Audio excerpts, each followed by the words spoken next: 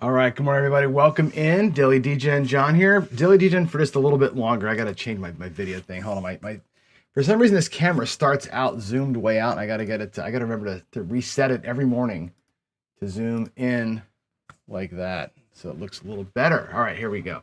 So happy Tuesday, everybody. I just got off the phone. My morning work call. Every other Tuesday, I have a meeting with the crew from Premier Casino Hosting. We're talking about upcoming cruises and events and all that kind of stuff. And boy, there's so much happening right now. Cruising is like, for some reason, I'm not sure if let's just blame Brian for it, but cruising has become like the thing, man. And like as casino hosts, obviously we work land casinos, but the land casinos have things on such like lockdown as far as who their people are, whatever. It's hard to break into that, but the cruise ships seem to be much more open to bringing in outside hosting companies like us. And, there's opportunity there, right? You sign up with me and, we all get to go on the cruise together. We play, we have a great time. And, I get a little commission off of that. And it's great. Like it's a good relationship. Anyway, that's why I'm late on today. So maybe every other Tuesday, I'll make this show start at 8. So I don't have to stop early. And welcome back, Joe. Welcome back, Joe's on the airplane coming back from Italy. Hope you had a great trip, man. I saw some of the updates. My cruise was I hate to say it, like a life-changing, like a bucket list kind of a cruise because of where it was. Hoping yours was too. We were talking as a family about, taking a cruise for my daughter's birthday next year for her 21st, but as a family doing what you did. So I can't wait to hear the full report of what it was like to cruise over there and see all the cool shit. My family, we're Greek and Italian, right? So I'd love to go back over there and see some of the Mediterranean.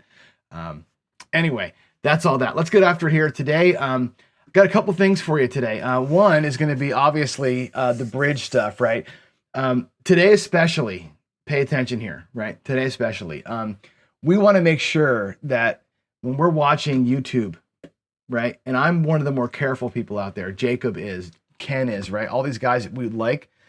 There's a lot of guys that aren't very careful and they're teaching you, I think, pretty dangerous shit. So be sure that when you're watching things and you're imagining yourself playing these strategies or maybe practicing them, run it through the lens of, does my bankroll give me the leverage I need to play this way? Does it support my loss playing this way, especially in these negative progressions, right? What is your relationship with risk like? Can you identify opportunity? Well, do you know when to lean in, when to lean out, when to stay, when to run, right? Do you have a goal in mind? And do you know how to level up your goal tiers as you're playing, right? As you make a goal, do you have the bankroll leverage to go a little bit higher and increase bet sizing and move the goalpost kind of as you go while still keeping your original goal intact, right? Or is your emotional intelligence where it needs to be, right? And of course, strategy and mindset, right? That brings it all together. Like, how are you going to do it? Can you connect all these dots together? Those are the things that I think make you a special person at the table. Those things can also make you dangerous at the table, dangerous to yourself. If you don't have control over all your faculties and all those important things, right? That's important to make sure you've got, again, control of everything. All right. Coming up, my birthday weekend, September 12th, is also Craps for the Cure weekend. We're going to make this a yearly thing. I think we're going to do John's birthday in Vegas every year. And we're going to do Craps for the Cure, if it goes well this year, that same weekend or the weekend of my birthday. That's how we're going to do it.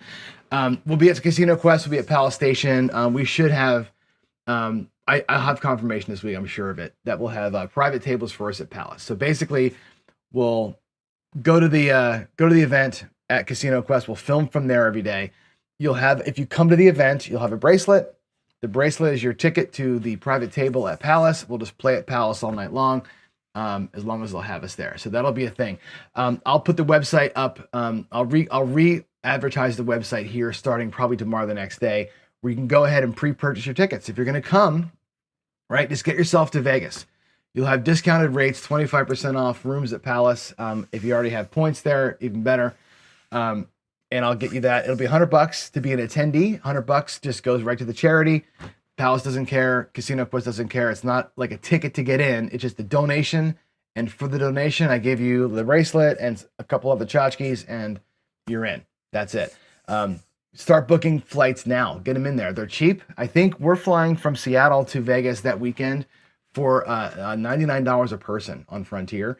I know that there's flights from the East Coast to Vegas that same weekend below $200. Get on it. Get on it. Get on it. Get on it. We'll see you out there. After that, obviously, 2 weeks later, Big AZ is there for the end of September, first week of October.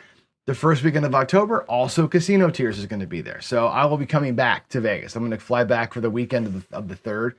I'll probably come in, let's see, if you're planning to hang out with me at all, or you give a crap to hang out with me, it looks like October 3rd is a Friday. I'll probably come in Thursday, the 2nd of October, and stay through Sunday and come back home. Maybe I'll come back on Saturday. I don't know. We'll see. But I'll be there that weekend. I'll do a filming or two with Big AZ, and I'll be hanging out with Ed and the crew from Casino Tiers. And then we have the Dice Cruise in February. That's the next thing on the agenda. So lots going on. Be a part of it with me. Like, this is it. We have time on our side, I guess, right? All right, we're down to 3 names now on the show. We talked yesterday about this, and I think there's, how many of you here today? There's 12 of you here now, so put your votes in.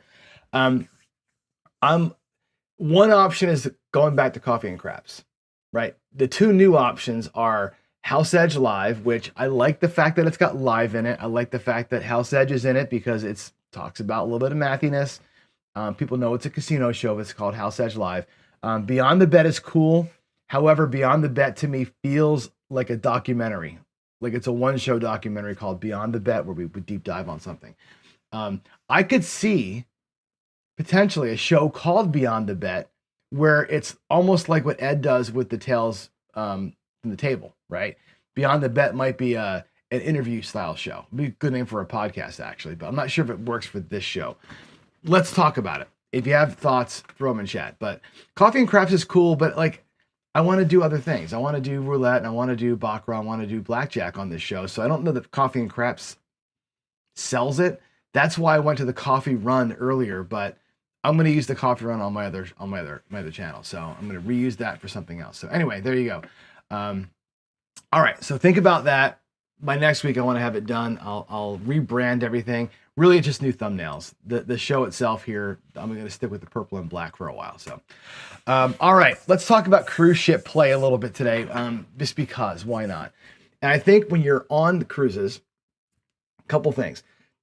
The thing that's different about cruising than regular casinos is there's a lot of things different. One is time, right? When you're in Vegas, you're not typically playing 5 hours a day, right? And when you're in Vegas, there's no goal other than to burn your money and have some fun. Like you're going to Vegas, you have zero chance. Like you have, and I'm not lying to you. You all know this. You have zero chance to go to Vegas for a weekend, play for 5 hours, Friday, Saturday, and Sunday, and earn enough points to even get yourself one night free.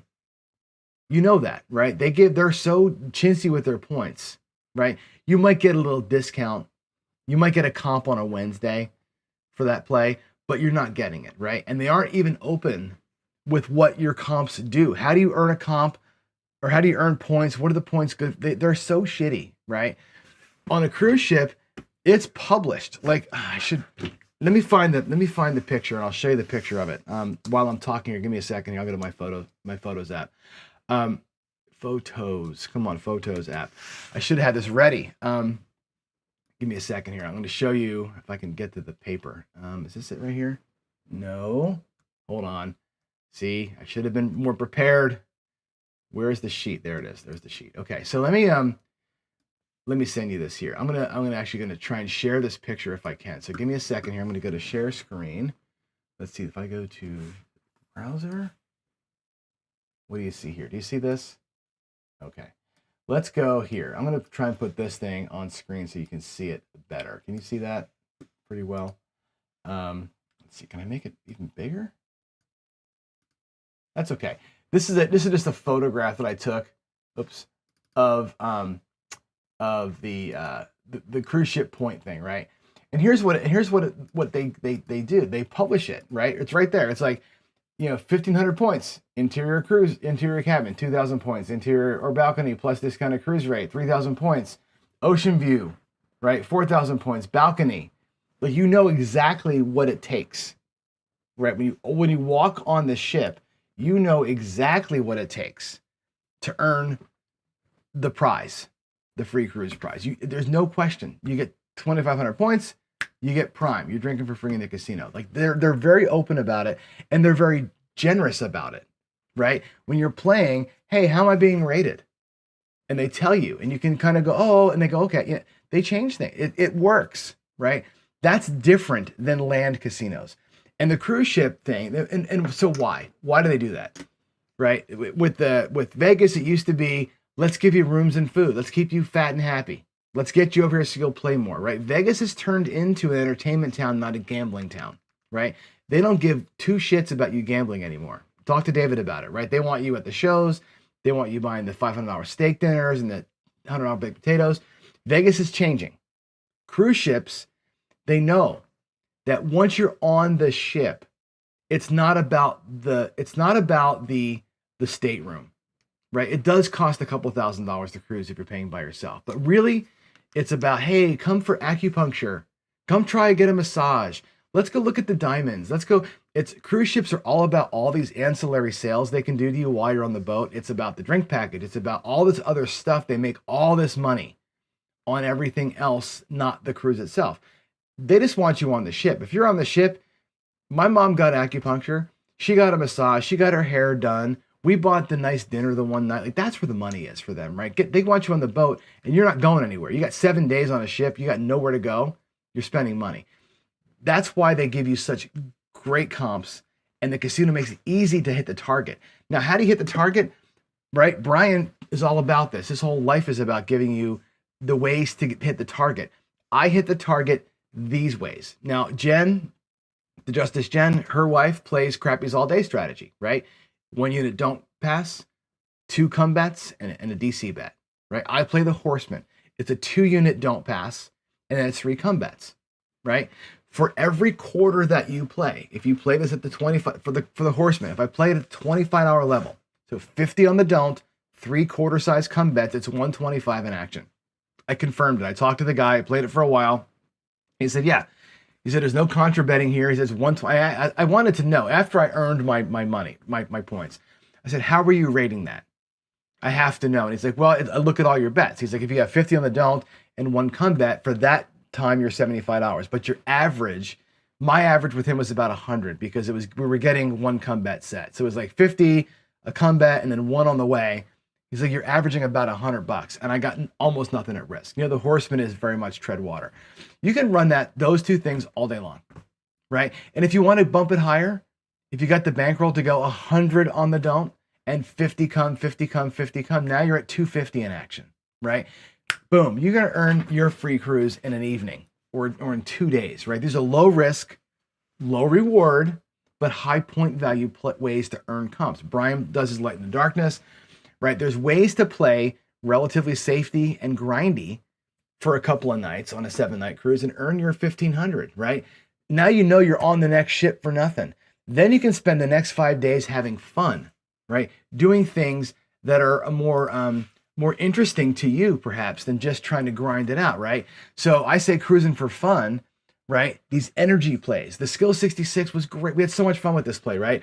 And when I did get down on the right side, right, I would go 66 inside, press the 1 to 88.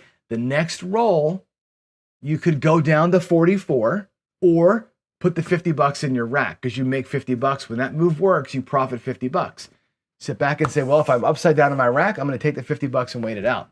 And you can do that for 10 straight shooters, right? Or you can go and let it happen. I did a double tap quite often, right? Go 64 across, full press, full press. If something repeats, I'm off. It's a $50 win. If I get the 4th roll, I look at it and I go, well, I've earned probably 65 or $70. Evaluate. I can quit and keep rebuilding my rack, or I can regress and play for something bigger. Those 2 ways to play are simple. It's 2-3 rolls. We talked about this last week, right? Or week before last, about having these gold tiers, right? Like roll 1 or roll 2 or roll 3 in that realm, 1, 2, or 3 hits, be out of the hand, money back, have some profit, and then be able to make a decision. Do I want to go back in for more with my profit, or do I want to sit back and relax, right? These are the tiering, the ways to play in multiple tiers. I did this after I got my first 1500. I did this most of the trip and just kind of rode the table, right? Sometimes I'd keep the $50 and not play. Sometimes I'd let it ride, right? You have time. These are plays that are short money or short stack kind of plays that you can just grind it out and have a great old time and play for 6-7 hours and not get your tail handed to you, right? That's what we did for cruising for fun, for the fun times, right? But then I also tried to make some money. And I had a couple sessions where I did this, where I basically did team play, but by myself, right? Where I bought in for $750, okay? And I earmarked in my rack. My rack had 3 sections, right? Front, right, and back. And in the front left, I put $100. It was 10 bullets for a 3 or 4 leg pass line parlay. $10 on the line, full press, full press, full press, right? If I pull the money back after 2 parlays and hit the third hit, it's $70 win. If I go for the 4th leg, which I did most of the time, and I hit it 3 times, it's $150. For $10, you win $150. It's not a bad little gambit down there. And it's kind of cool because what happens is, again, on a cruise ship, you're there for all these hours and you got your and I made that $100, by the way. You can make $100 on the pass line parlay last 4 hours because you're going to pull back $10 here and there, right? I did that most of the time on days where I was just kind of dinking around, letting the dice come to me. You get, an $80 bet out there and it's all red chips and it's this tall and everybody's like, oh my God, what's that guy doing down there? It's fun. It's a talking point, right? $200 hardway parlay, 10 bullets for 5 each on the hardways, right? So 10 $20 bullets. The 4 and 10, if you get a parlay, right? A hard 4 and a hard 4 again, it pays $280 plus your 35, $315. If the 6 and 8 work out, it pays almost $500, right? Those are fun ways to burn $300 and you're just kind of grind through it, right? Now, if I do that, and at the same time, I take my other $450 that my normal play is, right? I'm trying to make out of that $450, $30 a shooter. If I do a skill 66 with that $450 and the move works, right? 66 to 88 and $50 and go home, it pays for the $10 pass line, it pays for the $20 hardways, and I still put $25 in the rack, right? That was fun. Have a couple of home run plays out there while I'm playing something super safe on the other side of it, right? Good way to cruise for dollars and make some hay. I was doing this when I won the hardway parlay. That's how I won the hardway parlay. When I hit the 3 hard 6s in a row. That's how I did. I was doing this during that time. Hit a home run, everybody freaks out. It was super fun, right? But I already earned my points. I was already locked in profit, and I'm just kind of cruising for dollars, right? That was fun. Again, it's a different animal because you're killing 5-6 hours down there, right? Once you have your dinner and you go do a show or you go do like a trivia night or whatever you're doing, it's 10:30.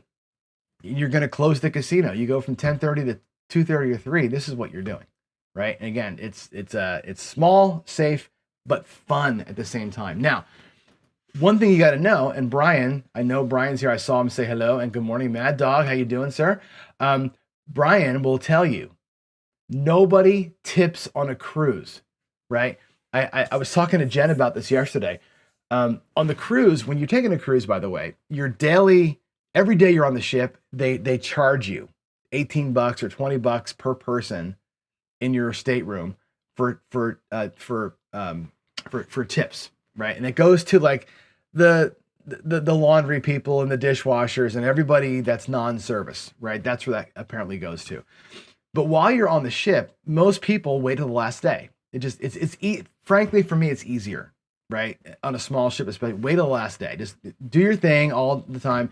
At the end of the cruise, right, we had the same bartender every night in the casino. I had the same bartender every night at the main show lounge. I had the main bartender every night at the whatever else we were at, the schooner lounge. Same waiter every day, right? $100, $100, $100, $100, right? They all got $100 out of me, right? Everybody at the end, which was cool. On the tables, what I noticed, though, is nobody tipped the entire week. I was tipping as we go. You know how I do it. I typically give a piece of my win. I always give a piece of my color up, but nobody else was doing it at all. So last night, I'm like, hey, let's share a win. And what I was doing was this. I would do the skill 66, right? And I would go, 66, 88, 44 inside. The first hit it was $14, right? I gave it to the dealers. I'm like, the first hit's yours, guys. And I would say, drop the 2 reds, play the 4 whites. So my first win, the last day, all day, every single shooter, the first win I got, gave it to the house, right? Drop 10, play 4. I had the whole table doing that. So I had 8 people playing essentially the same way. Everybody gave them their first $10 and said, drop it. There goes $80 into the rack. Everybody gave them the whites. They had $8 across effectively, right? And they had fun, right? That's how we did it. I do $1 when I'm doing the pass line parlay, right? If I have whites in my rack, I'll piggyback them and I'll do an $11 pass line parlay. And the whites they know are theirs, right? I'm piggybacking them, right? I'm not calling it that, right? Because you can't do player control. What I found is that cruise ships are not player control bets. You put $1 on the 6 and 8 for the dealers, they pay it, and both bets go into the rack. You can't press with them. It's a one-time run, which kind of sucks because they can't build it up, right? So you learn how to piggyback your bets or whatever, just toss some tokes. But nobody does it. So you got to be, if you're going to be on a cruise ship, Brian, back me up here, be an example. Be an example to show other people how to do it. I think it's really good, right? It's really good. Yeah, good for your soul to share your wealth with those who provide you good service. And I'm telling you, the people on the cruise ship, and I mean, I'm going to tear up a little bit. They're so good. Like, they don't make any money, right? The staff, they make nothing. And they're so good, right? The one guy we had at dinner, our waiter got sick. Side story. Our waiter got sick. He had he had an ear infection or something, right? So he missed the night. The fill-in waiter was this guy from India. I forget his name now. I can't remember his name, but he was so cute. He was so cute. He walked up and he's like, all I want is for your smiles. He said, I just want, wait, dinner good? He's like, just show me the smile. Just show me the smile. He kept praying hands. He wanted to see us smiles. And that was all he cared about, right? Everybody's like that on the cruise. The bartenders, everybody's all about, let me see you smile. I want to see you be happy. All of them. The people cleaning your room, everybody. Take care of them because they're making nothing, right? And especially if you're a gambler and you're winning, drop the hundreds out there, guys. It's okay to do that, right? But yeah, because you can't do player control on the cruise ships, you've got to find better ways to tip. And to me, finding a way of like, drop this, play that, right, worked for us, and it was fun. So yeah, fill the surveys out too. We totally did that. And actually, they all have cards. So I got everybody. I collected cards because I wanted to make sure that I could write them. And they also, and I asked somebody this too. I forgot to tell you this yesterday, Jen.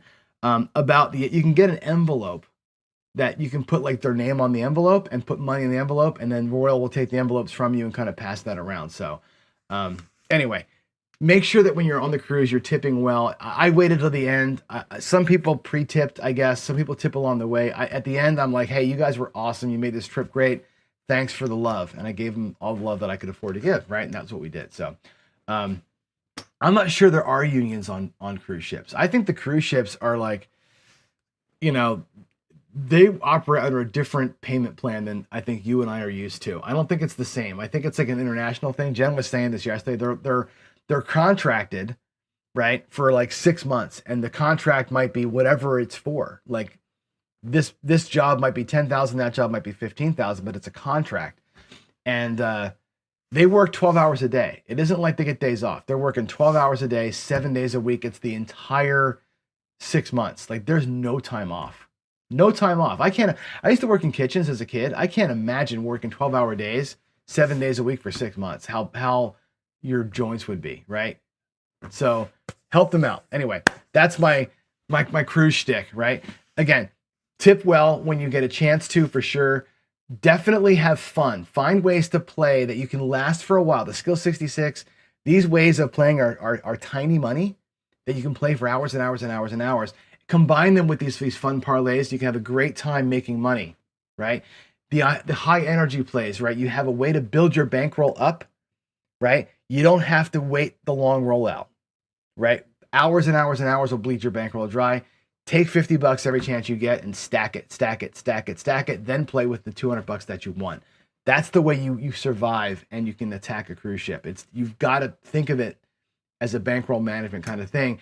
And obviously comp play early, fun play later, and make sure you have a good time. That's the whole deal with the cruise ship. Like I said, I'm getting hooked. My wife's getting hooked. It's too much fun. It's way too much fun to cruise. And I'm getting better and better at it. I think by the time this time next year, I'll have been on 6 or 7 of these things, and I'll have more insights in it. Not to Brian's degree, holy roller, but it's an interesting way to vacation versus traveling around. All right, I don't see any questions out there. If you do have questions, drop a Q in front of them. There was a question that came up though, over email actually. Email came from Bob. I will write to him back personally. He asked me about wheelchair access on the cruise ships. And the answer is yeah. I mean, you can get on the ship. They are accessible. There are ramps that you can get up. The hallways are very narrow. I don't know where the accessible rooms are, but the regular stateroom hallways are super narrow, right? But they do accommodate. Elevators are bound. You can get on the elevators. You can get to anywhere you need to get to, you can get to with a wheelchair. Sometimes getting off the ship, there was one excursion we went to where there was steps, not a ramp down and a ramp back up. But I think there are wheelchair accessible things because there are folks on wheelchairs everywhere on the cruise ship. So definitely they make it work for you for sure. So yeah, there are. And I said, I know those hallways are teeny tiny skinny. So yes, matter of fact, this was my first cruise, Jen, where I was actually the host for the cruise. I actually hosted this one myself.